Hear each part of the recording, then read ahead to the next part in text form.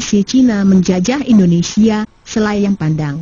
Di kisaran tahun 1965 Cina terlibat pemberontakan PKI mensupli 100.000 pucuk senjata api, kabarnya.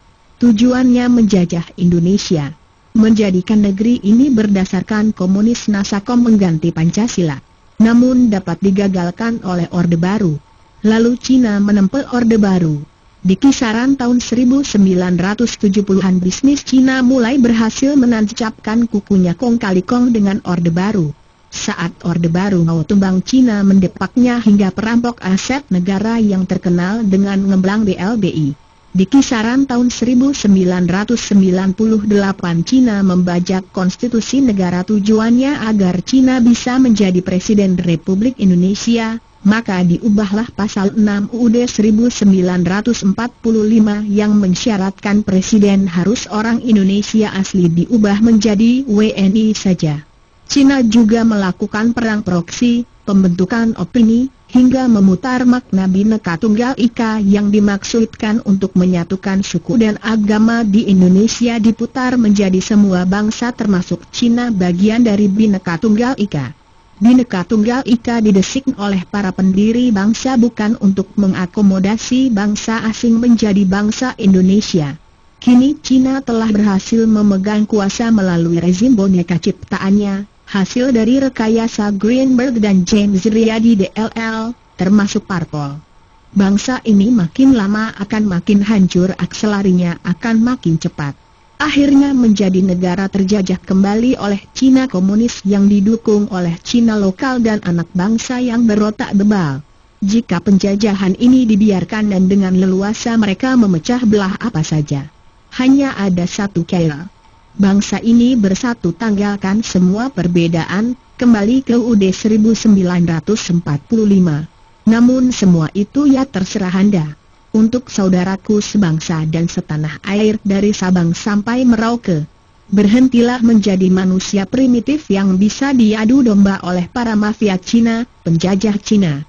Cermati, pikirkan, dan telusuri bahwa setiap kegaduhan, keributan, dan kekacauan pasti bersumber dari tangan-tangan penjajahan Cina. Sejak reformasi 1998 sebenarnya sejak itulah penjajah Cina berhasil membuat PAYUNG hukum dengan membajak konstitusi UUD 1945 menjadi UUD 2002 sekalipun semua pejabat sepertinya bersumpah setia pada UUD 1945. Perbuatan ini adalah perbuatan yang tidak lucu alias tipu muslihat agar terlihat tetap setia pada UUD 1945, padahal telah melenceng jauh.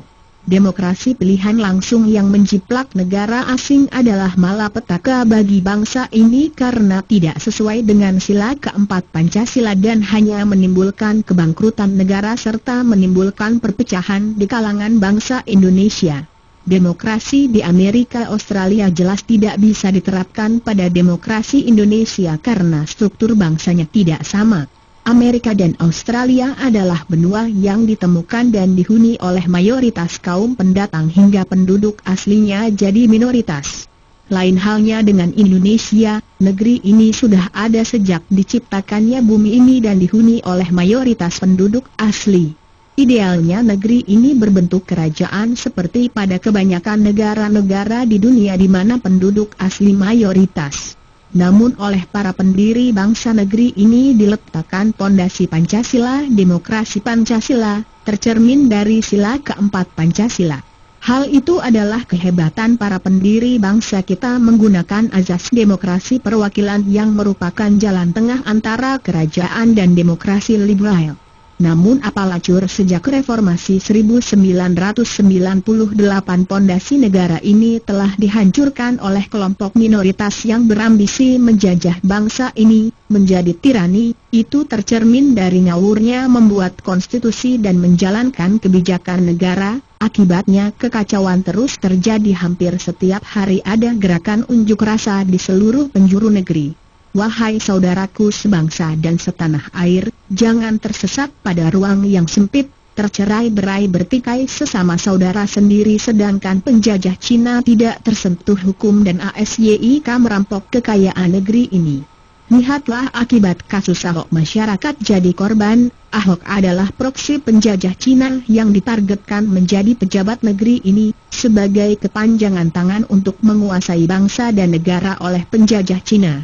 Medan luasnya adalah dikembalikannya UUD 1945, karena semua tirani, divide et impera, bersumber dari PAYUNG, hukum yang saling bertabrakan dan tidak sesuai oleh cita-cita para pendiri bangsa.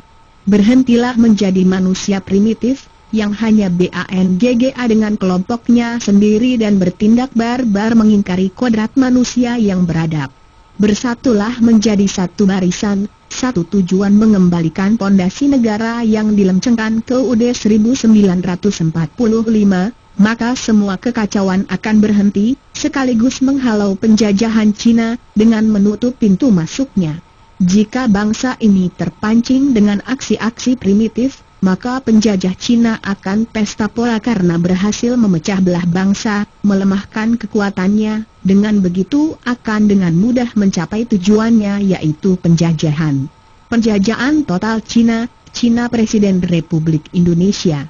Sungguh suatu hal yang sangat mengerikan. Apakah bangsa Indonesia akan diam saja? Jawabnya ada di hati sanubari Anda.